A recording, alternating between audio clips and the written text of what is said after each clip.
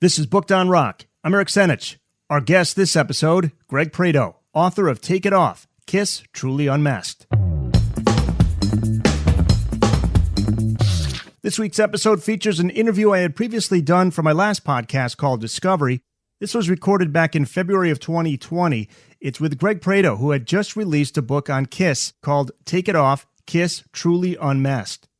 With Kiss back on the road for their End of the World tour, and with this month being the 40th anniversary of MTV, I figured this is a good one to revisit. There are plenty of great books on Kiss, but none about Kiss during the 80s. That was until Greg released this book. There's a common misconception about Kiss, one of the greatest hard rock heavy metal bands of all time, that their non-makeup era, 1983 to 1996, is not as enduring as the period when they stalked stages as the Starchild, the Demon, the Spaceman, and the Cat. This is untrue. In fact, this period helped resuscitate Kiss's career as they reestablished themselves in arenas, on the charts, and via MTV, and yielded some of their most popular songs, including Lick It Up, Heaven's on Fire, Tears Are Falling, Crazy Crazy Nights, Hide Your Heart, Forever, Unholy, and more, many of which consistently found their way into the band's set lists. While the majority of Kiss books are focused on the glitz and glamour of the iconic makeup era, the non-makeup years are ripe to be explored in book form, and Take It Off does just that, zeroing in on the 11 albums Kiss issued during this period, including such gold and platinum certified hits as Lick It Up, Animalize, Revenge, and Alive 3, as well as the resulting tours, videos, and other escapades. Take It Off draws on all new interviews with Kiss experts and associates, including the band's lead guitarist throughout most of this period, Bruce Kulick, plus Crazy Nights producer Ron Nevison, and video director Paul Rackman. Among the other contributors are Charlie Benante of Anthrax, KK Downing, ex-Judas Priest guitarist, ex-Dream Theater keyboardist Derek Sherinian, and rock music experts Eddie Trunk, Catherine Turman, and Lon Friend. The book also includes a foreword by Fozzy frontman Chris Jericho, and an afterword by acclaimed producer Andreas Carlson, as well as rare photographs and memorabilia from the period. Greg Prato is a writer and journalist from Long Island, New York, whose writing has appeared in such renowned publications as Rolling Stone, Classic Rock, and Vintage Guitar. He's also the author of several popular books, including Shredders, The Oral History of Speed Guitar and More, Grunge is Dead, The Oral History of Seattle Rock Music, and The Eric Carr Story. And you may have even heard him on one of his many radio or TV appearances, which include interviews on The Howard Stern Wrap-Up Show, Eddie Trunk Live, and The Ron and Fez Show. To hear a playlist of the music discussed in this episode, just head over to the show notes page. Greg, thanks for being on the podcast. Hey, Eric, thanks for having me on. Let's start with your history with Kiss. When did you become a fan of the band? What was the moment? Because all Kiss fans have that moment that they become a fan. Right. Well, I started off pretty early. My one of my best friends at the time when I was in kindergarten, if you could believe that, was at my bus stop, and he showed me Kiss trading cards. So that was my first intro to the band. And then shortly thereafter that, I was given the first Kiss album as a kindergarten graduation gift. That would have been in 78. And from there, my father was kind enough to take me to see Kiss on the Dynasty Tour with a little-known band called Judas Priest opening up. Cool. And then, then from there, I pretty much went back and bought all their albums. And I've been a fan of theirs off and on. Like there's been periods of time where I kind of like lost interest, just started listening to different bands or different music. But I guess at this point you can consider me a Kiss scholar since I have done 2 books about Kiss so far. Yeah, which we'll talk a little bit about in just a bit. I remember the day my older brother's friend had a bunch of the albums. I guess he was replacing them all because he played them so much, and he says, "Do you want them?" And I said, "Sure." And then I opened up the gatefold to Alive 2, and you see Gene with the blood and the fire and everything, and that for me was that moment. But like you, I kind of, you come and go. You fall in and out of the Kiss phase, but always a fascinating band. And you decided to do this book after discovering that there really wasn't much written about the non-makeup years. Exactly. Yep. The book, Take It Off, Kiss Truly Unmasked. Pretty much with my job as a writer, because I've done a bunch of books now. This is like my 20-something book. I forget the exact number, to be honest with you. But besides being, with pretty much how I look into when I'm deciding on a topic to write about with the book, so far I've been lucky. All the books I've done so far have been about topics that I found interesting and as a music fan wanted to read about, but there wasn't really a book out that was about that specific topic.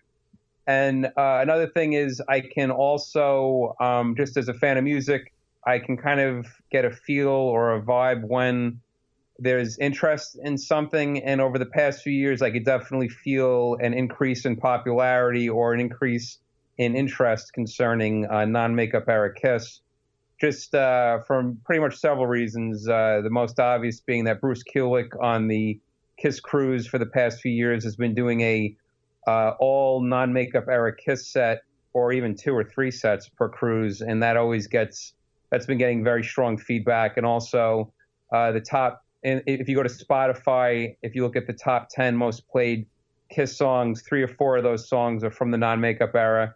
And even to this day, even on Kiss's supposed last farewell tour, they're even doing a few non-makeup era songs in the set. So those 3 things kind of tipped me off that I think now would be probably a good time to do this book. And I figured it would also fit in well with this whole end of the road tour as well. So, yes, that's pretty much how it came to be.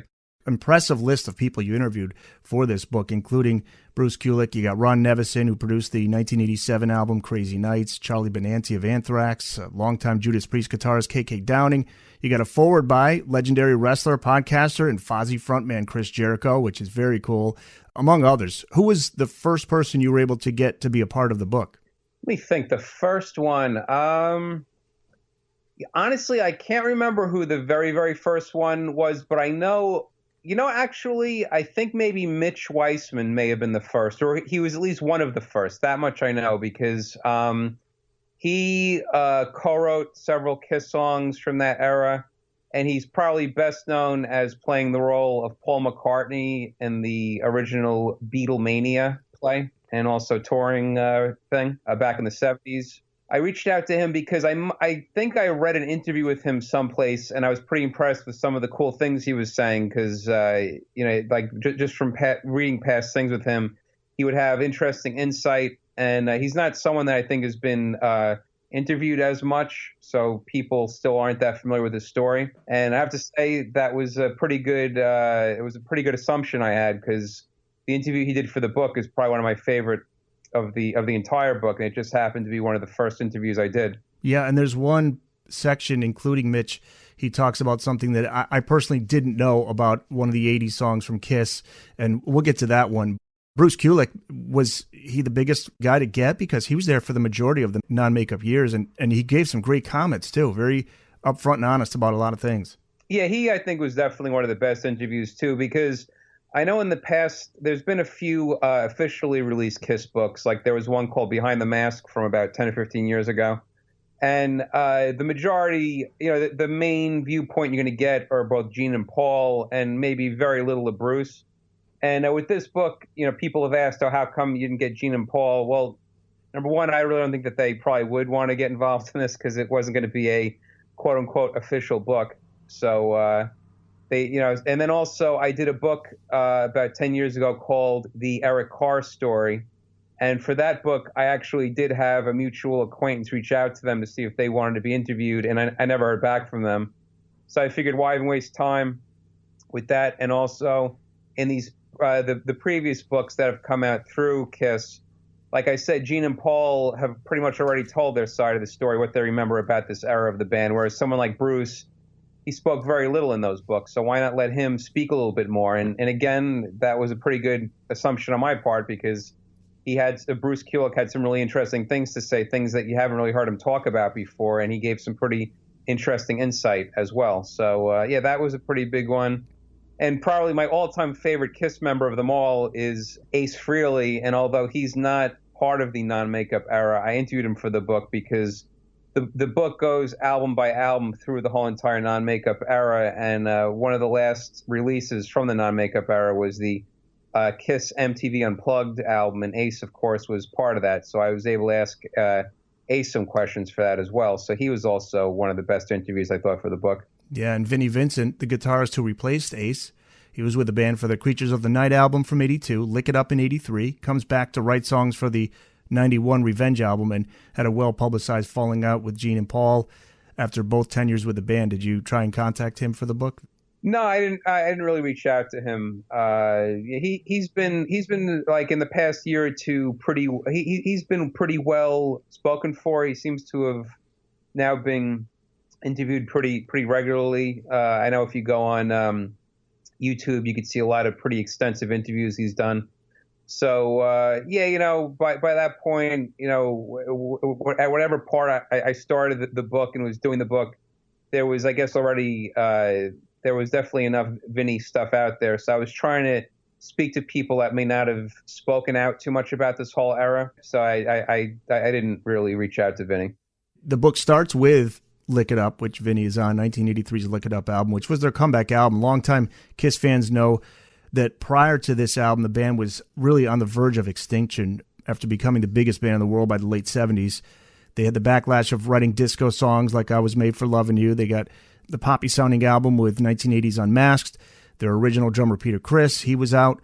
In 1981, they released Music from the Elder, concept album that failed. By the time they decided to return to their rock roots, you got 1982's Creatures of the Night album, which was a great album, but unfortunately a little too late. They were playing half-empty arenas at that time. It was really bad, and then they decided to do the unthinkable. They take the masks off, and they do it on MTV, and although it wasn't the original four, it was still a big deal, and there were some interesting responses you got from people in that book. Like Def Leppard's Joe Elliott thought that was a smart thing to do, but you had somebody like Mike Reno of Loverboy said, you know what, I didn't think it was a very good move. Were you surprised to hear some of them say it wasn't the right thing to do? Yeah, because me, just as a fan, pretty much Kiss had no choice at that point. That was probably the only thing that they had left to do to try to resuscitate their career. Because, like you said, that Creatures of the Night album, although it's one of their best albums, that tour bombed, and also the album didn't perform as well as it should have. So really, at that point, I think in one of Paul Stanley's books that I read, he had a pretty good quote that he said at that point, people were listening with their eyes, which I think is a pretty good summary of what was going on at that point. So, yeah, that was really the only thing that they could have done. I mean, for someone to say that they shouldn't have done it, maybe they're not that familiar with the Kiss story at that point. Maybe they didn't know that at that point Kiss's popularity was, definitely plummeting, or pretty much had plummeted at that point. So, I mean, I tend to disagree with someone who thinks that they shouldn't have done it. But honestly, to be honest with you, I mean, for me, my favorite era of Kiss will always be the 70s makeup era. Absolutely. Although, Creatures of the Night, it's up there among those. It's a great album. Yeah, I would put Creatures in the probably top five of my Kiss, top five Kiss albums of all time. I never thought that their decision to take the makeup off was bad. I guess the only question I always had in my head was maybe should they have done it earlier? What do you think about that? Maybe should they have done it around 81 or 82? If they had done it for the Creatures of the Night album, would that have made a difference with that album? Yeah, it's difficult to say, too, because that was a kind of a strange era, because then at that point you have MTV coming in. So now that's a whole new thing as well.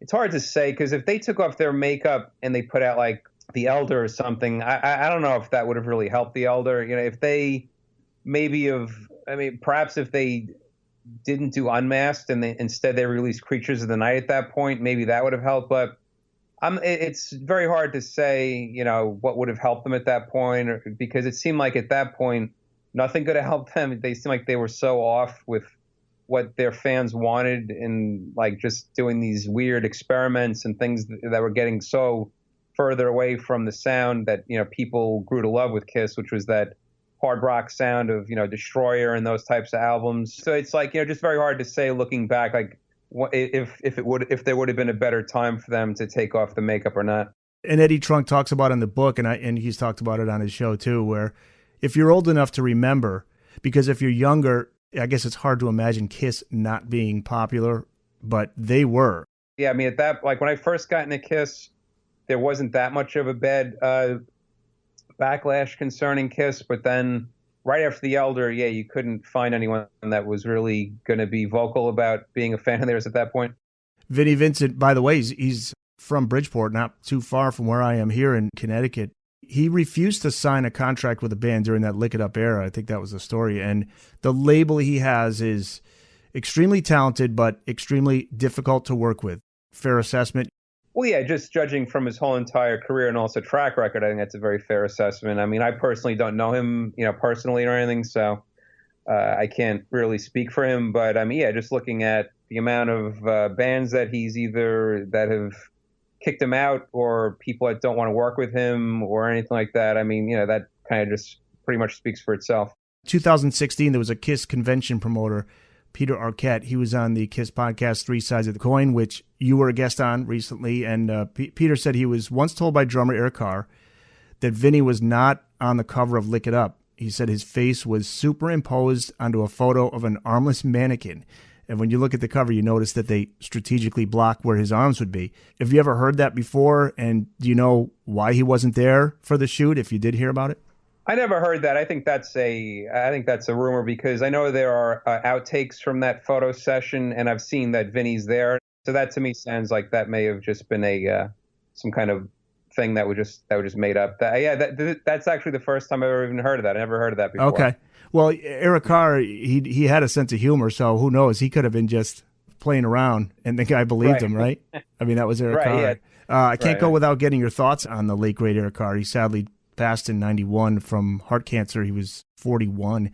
You wrote a book on him in 2011 called The Eric Carr Story, as you mentioned. Your thoughts on Eric the musician, Eric the person. He was obviously well thought of among his peers in music. Out of all the interviews I've done for the first book called The Eric Carr Story and also this book, Take It Off, not one single person has ever said anything bad about Eric Carr as a person. They all have very, very positive things to say about him. And as far as a drummer, I think he was a phenomenal drummer. He's a very, very underrated drummer because the drum sound that he got on the Creatures of the Night album, I think is really only second to, say, John Bonham. I think it's that powerful and that great. And I think that was a big mistake on Kiss's part not to continue with that sound throughout the 80s. I think starting with Lick It Up, they keep getting further and further away from that heavy, heavy Creatures sound. So I think that they probably should have kept going for, and that really should have been, I think, that's something that more people should associate with the late, great Eric Carr, because I know he even, at the time, I remember reading things that he was saying in the press, saying that he really wished that they continued sticking with that Creatures sound and that he really thought that was his, true sound. So, yeah, that was definitely a big mistake on, I think, Gene and Paul's part not to continue with that drum sound.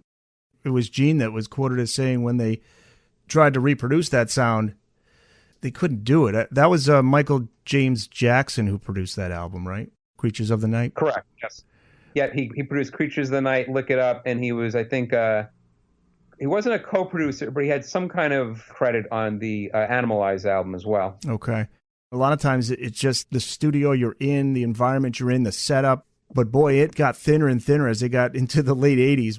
Yeah, pretty much I think that the main criticism of Kiss in the 80s is as the 80s went on, they were more or less following trends, and you could definitely, and I think that's reflected absolutely in the whole entire drum sound, because as the 80s went on, they get further away from the Creatures, heavy John Bonham drums, and they with Lick It Up, I think they were going more for like a Motley Crue, Def Leppard type sound, and then by like the late 80s, then they have, I think most of Hot in the Shade, or at least half of Hot in the Shade, is actually electronic drums. Yeah, which that was another thing I had no idea. And then when I read it in your book and I go back and listen to the songs, I don't think we know. Do we know the specific songs that there's drum machines on? I'm pretty sure it's mentioned in the book. I interviewed Brent Fitz, who's the drummer of Slash's band and also of Bruce Kulick's solo band. And he talks about the ones that he knows were fake drums. Yeah, off the top of my head, I can't remember, but he pretty much gives a thorough list of which ones it is. Getting back to Lick It Up, I mean, that reestablishes the band thanks really in big part to that title track. It's a huge hit. It's on MTV. And the album from start to finish is solid. And then comes 1984's Animalize. And this is where Gene Simmons kind of checks out, right? I mean, he's more focused on being in the movies, the movie Runaway he was in with Tom Selleck. And some say taking the makeup off kind of left him in an awkward spot. He wasn't as inspired. He clearly loves being the demon. So without that. He seemed a little lost, trying to find a comfort zone, unlike Paul, who just took to it really quickly. Yeah, from the people I spoke with at that point, Gene was he was trying to launch a serious acting career. And at that point, he had just starred in his first starring role, which is the film called Runaway. So yeah, at that point, he starts focusing a lot on acting. And then as the 80s go on, he also launches his own record label, which was called Simmons Records. And he also launches a management company. He was managing Liza Minnelli for a while. I know that. And yeah, he seemed like he was not as focused on Kiss. And the proof of that is if you listen to the albums, the quality of his songs are not nearly as good as, say, the Creatures album was or any of the 70s albums. And also, the thing is too, like I think I talk about in the book, with Creatures, well, not so much Creatures, but excuse me, from the Lick It Up album, he's still singing from his demon persona. So you could picture him singing still with makeup on and also dressed as he was in the 70s with, the big costume and everything. But from Animalize onward, he starts getting further and further away from that persona, and he's just becoming your typical kind of like 80s hair metal type guy, which, I don't think really shouldn't have tried to go for, because he really doesn't have any business being a guy who's putting rouge on his cheeks and trying to make himself look all, feminine and also pretty. Whereas someone like Paul Stanley, he, in the 70s, his whole shtick was he was somewhat androgynous. He was flamboyant. So he easily made that transition. It wasn't too far out of his quote unquote comfort zone. Whereas for Gene, it was. And I think that's what made those albums suffer a bit, is because Gene was not as focused, and he was getting further and further away from the Gene Simmons that we all know and love. And one of the best Kiss non-makeup era songs, big credit to Paul Stanley on it, is Heaven's on Fire, which was co-written by Desmond Child, too. And you mentioned Mitch Wiseman. He had something really interesting. He's talking about the vocal intro that Paul has on that song, Heaven's on Fire. That was from him just warming up his voice in the studio, and the tape happened to be running, and Mitch referred to it as Paul's yodeling intro. Was that revealed prior to the book? Nope, that's the first time that I ever read it. I think Mitch's interview in the book, that right there explains why it's one of the best interviews. You get a quote like that, as a writer, you just get that rush. You're just like, this isn't something that anybody's ever mentioned before, right? You kind of get that rush out of it, right? Yeah, I mean, yeah, well, that, and he also had a very good thing that he told me, which I don't want to necessarily give it away because I want people to read the book, sure. But he had a hand in picking the cover photo for the Lick It Up album. So I'm not going to tell the story, but people could go back and read that. But the thing is, like with these books too, is I realized that there's going to be two types of people reading these books, either someone who doesn't know a lot about the topic, or a longtime fan who feels that they probably know a lot. So what I try to do with these books, I try to kind of balance it. I try to give the background info for the new fan, but then I also try to include things in the book that are totally new to the longtime fan as well. The Booked on Rock podcast will return after this. Greetings, friends. It is I, Igor, the Master's loyal servant. The Master wishes me to tell you that when he is conducting his experiments, stitching corpses together and giving them unholy life, he listens to the Sean Geek podcast, which he downloads directly from SeanMcGinnity.ca. Igor, don't forget to tell him to download it from SeanMcGinnity.ca. The Master wishes me to remind you that he downloads the Sean Geek podcast from SeanMcGinnity.ca, and so should you. It lives! It lives! We're back with more of the Booked on Rock podcast. After Animalize, Creatures of the Night is re-released. I'll let you explain why you had a chapter on this album in the book, because a lot of people will say, well, wait a minute. The cover has the four guys in makeup, but I know why that is, and you do as well. If you just explain as to why you included that in the book. Well, at that point, it would have been a few months after Animalize came out, and that album really helped reestablish Kiss. It was their first platinum album since, I think, 1979, and it also made them able to headline arenas again, whereas the previous tour for Lick It Up was, I think, half arenas and also theaters. And also wasn't the sales, also ticket sales for Lick It Up tour wasn't that great. whereas the Animalize tour was a return to form for them. So the record label, sensing this, that Kiss's popularity was on the rise, realized that the Creatures of the Night album, although it was getting definitely very high praise from fans and people, sales never really caught on. So they realized, well, why don't we reissue Creatures of the Night with a new cover? And someone came up with the bright idea, why don't we put a new cover, which is the band with no makeup? And it was the 1984-85 touring lineup that they used, which included Bruce Kulick. So what they did is they reissued that album, Creatures of the Night, and they also remixed, I think, one or two songs as well. But it's pretty much the same album. They also flip-flopped one or two songs with the track listing, the whole entire order of it.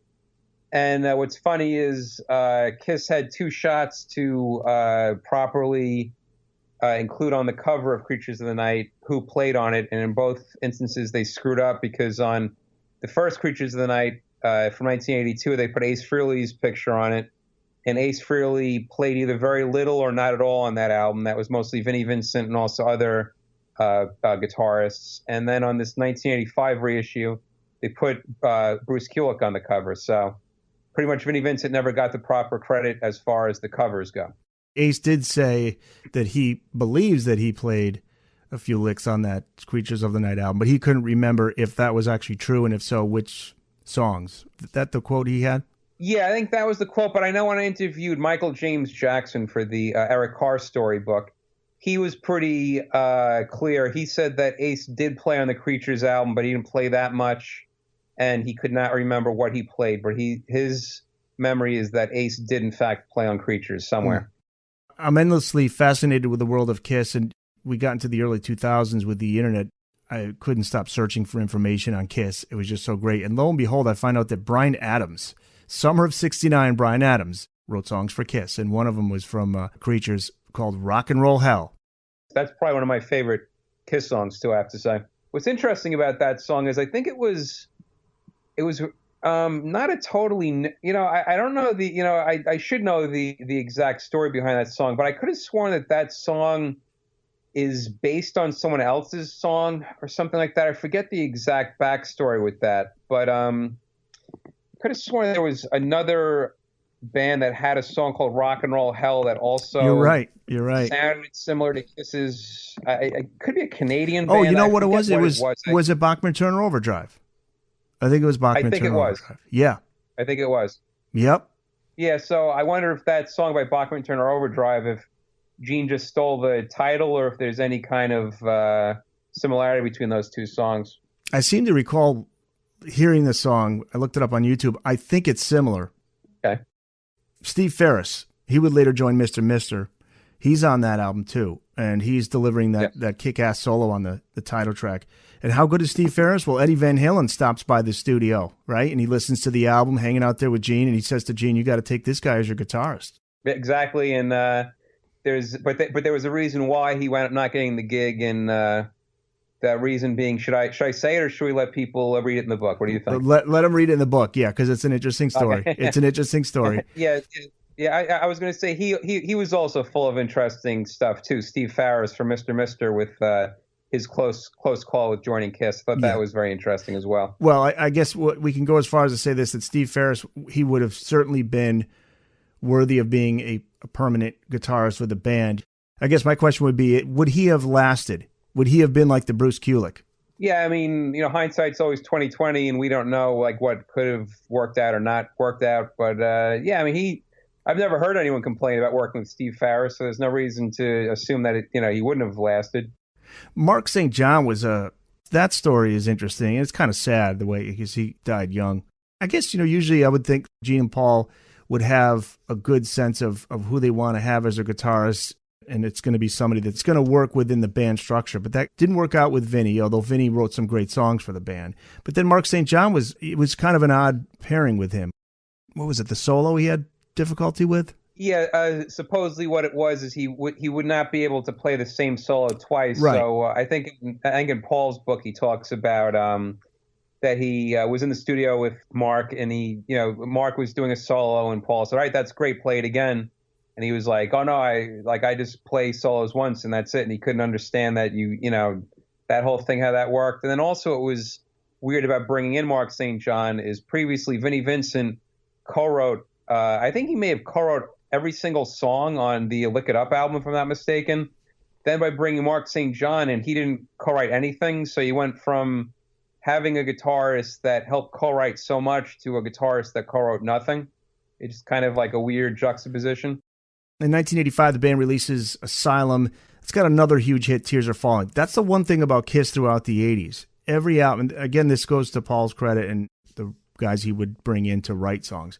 They always had at least one song that would carry that album. They have another one with Tears Are Falling. And by this time, Paul's carrying the band on his shoulders, it seems. I mean, he's the front man. Gene is still preoccupied with Hollywood. His song contribution, nothing like it was during the makeup years and Lick It Up. Your thoughts on Asylum? It's not one of my favorite Kiss albums, but yeah, I totally agree with what you said, that without Paul Stanley, I think that the non-makeup era Kiss, well, I mean, Kiss in the 80s would have just probably fallen apart because he was the one that was really steering the ship, and he was the one that was trying to keep Kiss on track.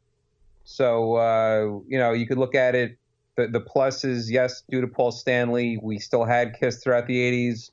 But then again, maybe due to Paul Stanley being totally in control and Gene Simmons not having much of a say, then, like what I was saying before, with each album, you could totally see that they were kind of copying or trying to replicate a certain popular band at the time. So maybe with Gene and Paul, if they were both there together, maybe they would have, maybe those albums would have been a little bit different. Could Kiss have survived losing Gene? Because you look back, and I mean, it could have happened, right? I mean, he was kind of hanging by a thread, especially with Paul. I think by 89, he gave Gene the ultimatum. Would that brand have just been unable to survive? They were obviously able to do it without Peter and Ace, but losing Gene? Well, I don't know. I mean, I personally would say yes. I don't think they could have carried on, but now, you see what's been going on there for the past 10 or 15 years, that they have been able to carry on with people wearing Ace and also Peter's makeup. And there's also talk about after, when Kiss finally stops, that they may have a version of Kiss out there that's going to be 4 new people just wearing the makeup. So Kiss 2.0. I would think it exactly. But I mean, what was different then is that they did not have the makeup, so it would have been very clear as to who was in the band and who was not in the band. So I would say probably I would not have seen Kiss continuing at that point if Paul or Gene were not present, because I think they were too big of a. Yeah, I mean, when you think of Kiss, really, you think of primarily Gene and Paul at this point. I wonder if that ever crossed Gene's mind, or was he talked out of it by management saying, "Look, we need you in this band"? Did Paul ever say to him, "Look, man, we can't lose you. I know you're not all that interested, but just stay in the band and get to do your thing on the side"?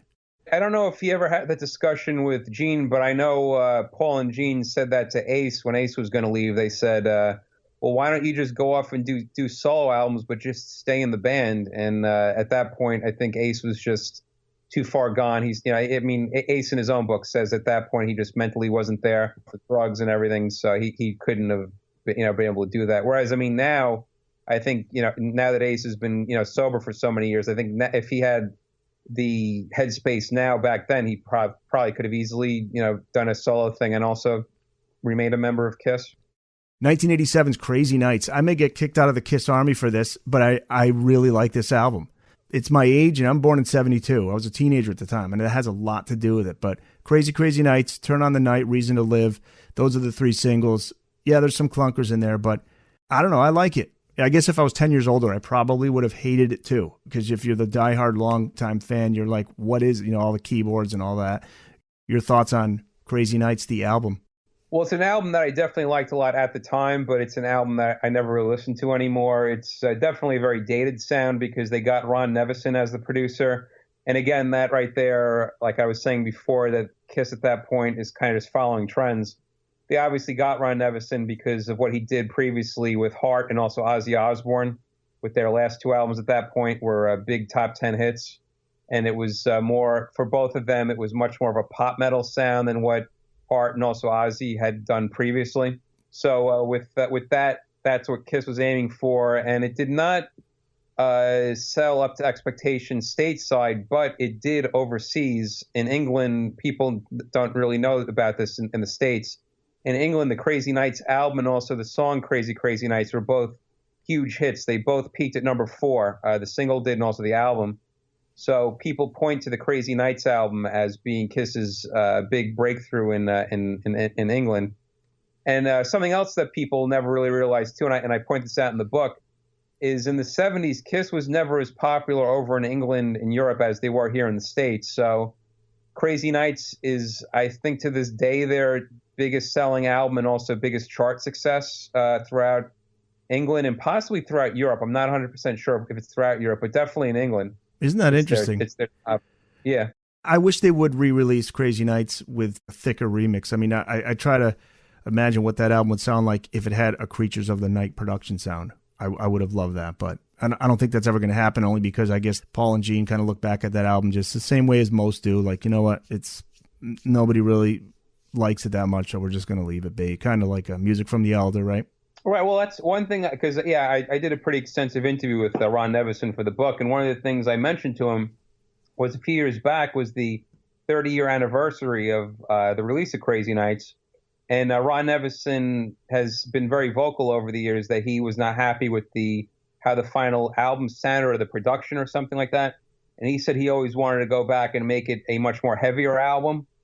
And I told him I'm surprised that when it was going to be the 30-year anniversary that Polygram Records didn't at least consider reissuing the album as a 2-disc set and have the original album and then a brand new remix. And I don't think that would have cost a lot of money because you already have the album there. It's just a matter of just remixing it. So that was a blown opportunity, I think.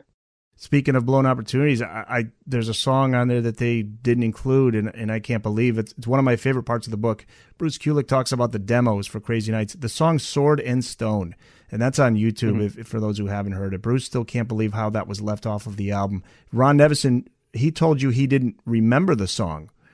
How could that not have ended up on the album? It was just a great song for that time. I mean, it's dated now a little bit, but it was a great tune. I think that would have been a potential hit single. Well, I believe also the song called Hide Your Heart was also demoed for Crazy Nights. Yep. It didn't make the cut. Yeah, so I guess either Ron, was a little too strict, a little too harsh with what they were picking, or who knows what was going on behind the scenes. But yeah, it seems like that right there, 1 or 2 missed opportunities. But then again, like you've said in interviews, it was probably just too late. Crazy Nights was just too late to the game. You talked about how it came out before Guns N' Roses' Appetite for Destruction album. If it had come out before then, it would have had a better chance. Yeah. The thing that I've said is if Crazy Nights came out in 1986, I think that was more in tune with 1986. By 1987, you have Appetite for Destruction had just come out. Metallica is becoming very popular. So at that point, metal is kind of, there's definitely with metal, you could say that there was a turn somewhat towards more of a raw sound, but not really, though, because you still had Def Leppard, and then you had bands like Poison and Warrant and all those bands that weren't really having like a, organic type sound. It wasn't until the grunge movement that we really had bands, getting back to the sound of, bands sounding live, playing together in a room, similar to the first Van Halen album or the early Zeppelin albums. 1988, they released Smashes, Thrashes, and Hits, got a couple new songs, Let's Put the X in Sex and You Make Me Rock Hard. Not highly regarded songs, but I don't mind listening to them from time to time. Your opinion of those 2 songs? I liked them at the time, but now I really wouldn't be able to sit through much of it. I don't think. It's just not really for me. I guess I'll just leave it at that. Yeah. They decided to have Eric Carr sing a new recording of Beth on that, which was interesting. Originally sung, of course, famously by Peter Criss. I didn't see it as a slight to Peter at the time, especially knowing that Eric always respected Peter when he was asked about him in interviews. Should Gene and Paul have done differently and just include the original version, or was it a good move to have Eric sing it? Well, the thing is, I think it was Eddie Trunk brings up a good point that you don't know what was really going on. There's always a possibility that some kind of contractual thing is that maybe they couldn't have used the original. That's always a possibility. So it's like hard to say exactly why that was done when it was done. I mean, honestly, what probably would have made more sense is to have a version of Black Diamond with Eric Carr singing, because he actually sung that live. So that may have made more sense. And very well, too. He sang it great. Yeah, exactly. Yeah, that's the thing also with Eric Carr. He had a very good singing voice that to this day, I don't think that they really fully used Eric Carr's talents, because he put out he demoed songs that that didn't come out till after he passed away. And there's one song called I think it's called Eyes of Love, which to this day I think should have definitely been on a Kiss album. It's better than a lot of the like we were talking about before. Certain albums of Kiss in the '80s, there's definitely a few songs that are just throwaways, and that song called Eyes of Love it's definitely better than a lot of those songs that wind up making those actual albums. All right, Eyes of Love. I got to look for that one.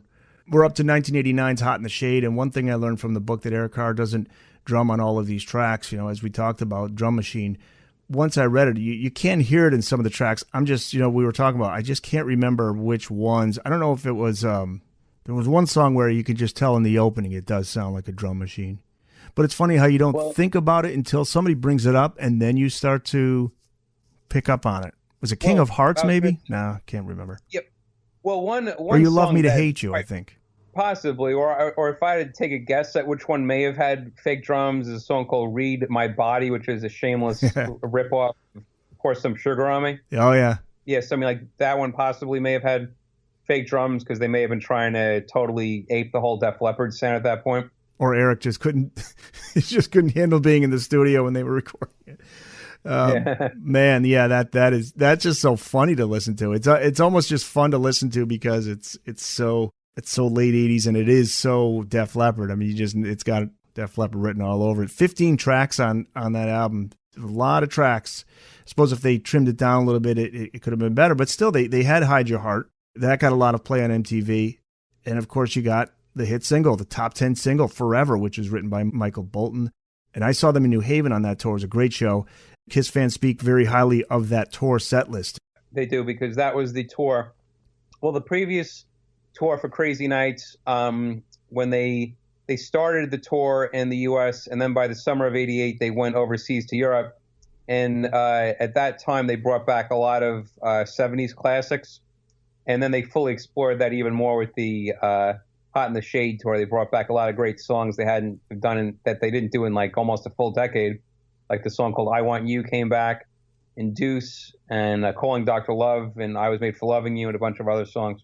Yeah, one of the guys you talked to in the book, I can't remember who, but he said if you go to YouTube and you look up a particular show, and they show the crowd and just people like the jaws are dropped, like, oh my God, I can't believe they're playing this.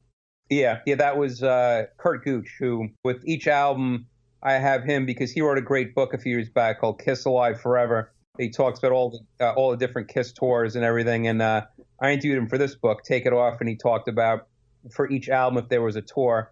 He talked about what was going on with that tour as far as the set list, the stage design, the costumes, and everything. So yeah, that was what he was talking about with the Hot in the Shade tour. I think it's a show that was in Michigan, I believe. Right, and it is on YouTube, and I went and watched it as soon as I read that. Mm-hmm.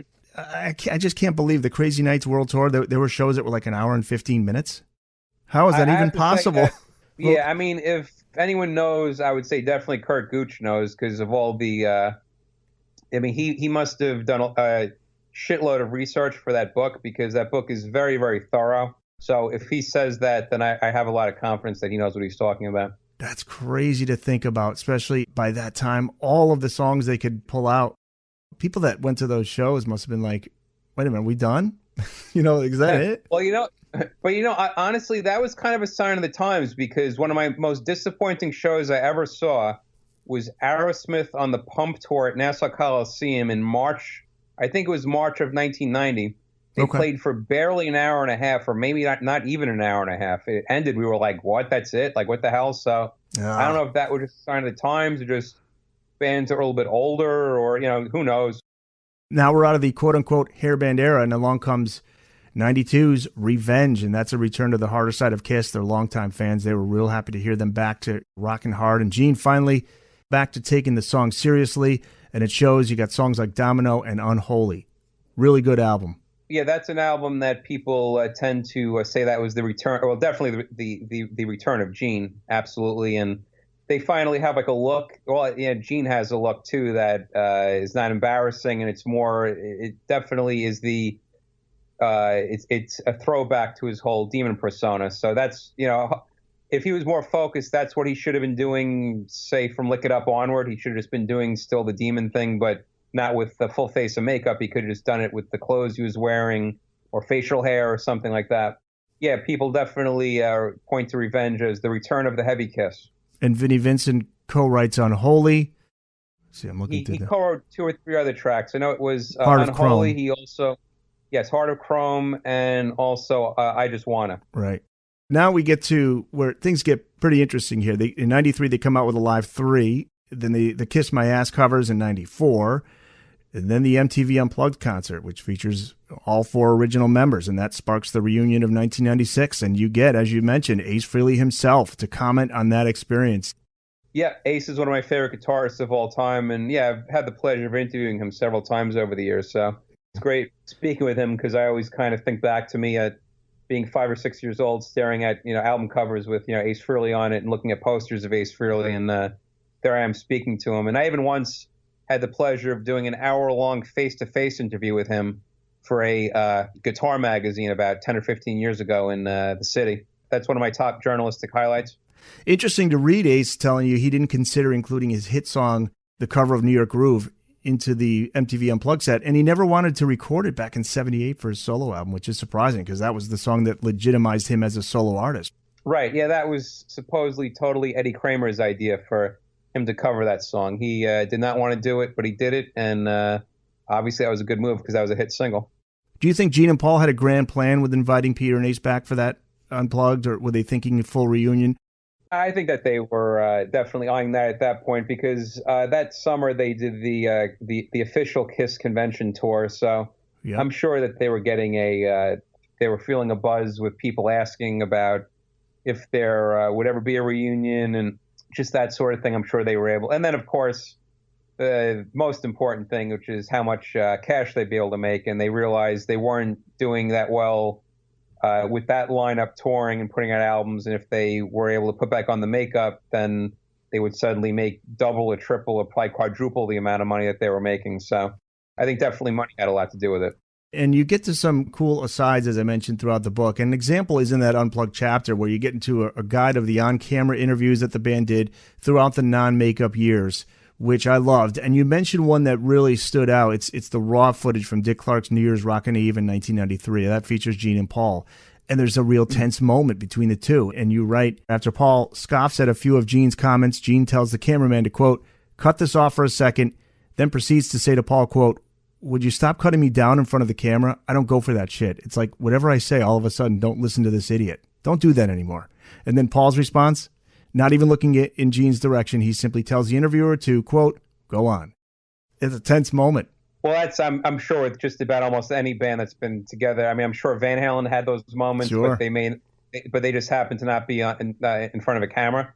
Interesting story you talk about from '84 when Gene put up the challenge to Van Halen. Yes, there was a famous thing, well, at least famous to Kiss fans at the time.